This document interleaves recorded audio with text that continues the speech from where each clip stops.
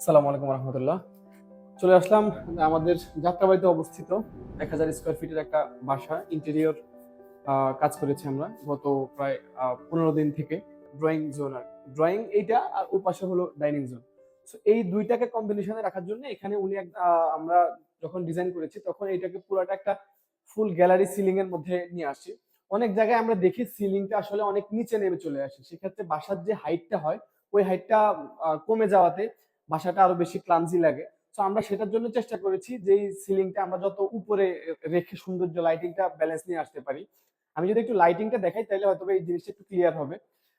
সেটা যদি একটু দেখাই, এই আমরা এখানে লাইটিং এর যে ব্যালেন্স রেখেছি, এই যে আমরা নিচে যে স্পট লাইট গুলো সেগুলো অফ করে দিয়েছি। এখান থেকে দেখেন এই সিলিংটা একটা পাশে সিলিংটা একটু নিচে রেখেছি এন্ড উপরের সিলিংটা একটু উপরে উঠিয়ে দিয়েছি, যাতে রুমটা এখানে দাঁড়ালে বেসিক্যালি রুমটা অনেক বড় মনে হয়। এমনিতে রুমটা যতটুকু আছে এটা 30 ফিট বাই 10 ফিটের রুম। সো এখান থেকে এই লাইট গুলো যখন থাকবে তখন রুমটা অনেক উজ্জ্বল মনে হবে, দেখতে মুডটা অনেক সেট থাকবে। লাইটিং এর বিভিন্ন ব্যালেন্স রাখা হয়েছে, বিভিন্ন শেডে লাইট ইউজ করা হয়েছে, যাতে যিনি থাকবেন উনি চাইলে ওনার মন মতো লাইটিংটা ইউজ করতে পারেন। এন্ড এই পাশে ডাইনিং জোনটা হবে। ডাইনিং জোনের ওই পাশে আলাদা আলাদা লাইট সেট আছে, যদি একটু এখানে দেখাই। ধরুন আমরা যদি আহ, অনেক সময় লাইট গুলো সবগুলো অফ করে দিতে চাই, সেক্ষেত্রে আমরা যদি এই লাইট গুলো অফ করে শুধু একটা লাইট রাখতে চাই, আমি যদি একটু দেখাই।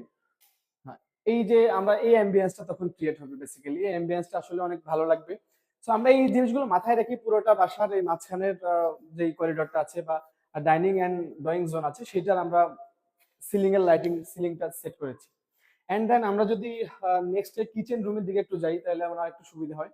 কিচেন রুমটা যদি একটু দেখাই, এইখানে কিচেন রুমটা উনি একদম মিনিমালিস্ট আসলে চেয়েছেন। উনি বলেছেন যে আসলে আমাকে যত আহ, কম জিনিস ইউজ করা যায়। তো এখানে আমরা মিড লাইন থেকে 7 ফিট হাইট নিচ থেকে পুরোটা একদম অ্যালুমিনিয়াম ফ্রেম গ্লাস, যেটা আমরা এখন বলি ট্রেন্ডি জিনিস, এটা দিয়ে সেট করেছি।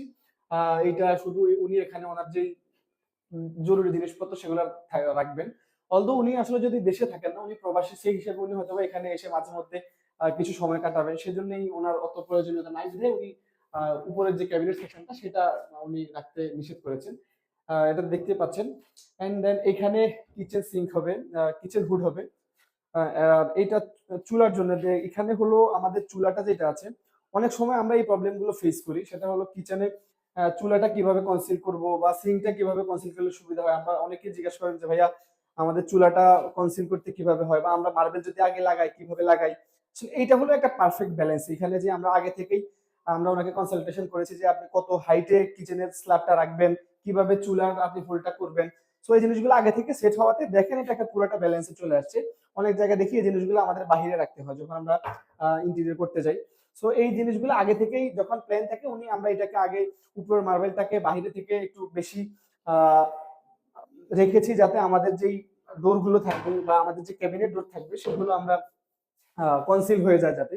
এখানে কিছু অ্যাক্সেসরিজ ইউজ করা হয়েছে, আপনি যদি একটু দেখেন এখানে একটা প্লেট ট্রে ইউজ করা হয়েছে, একটা কাটলারি ট্রে ইউজ করা হয়েছে, আর নিচের অন্যান্য কম্পার্টমেন্ট গুলো এজ ইট ইজ রাখা হয়েছে।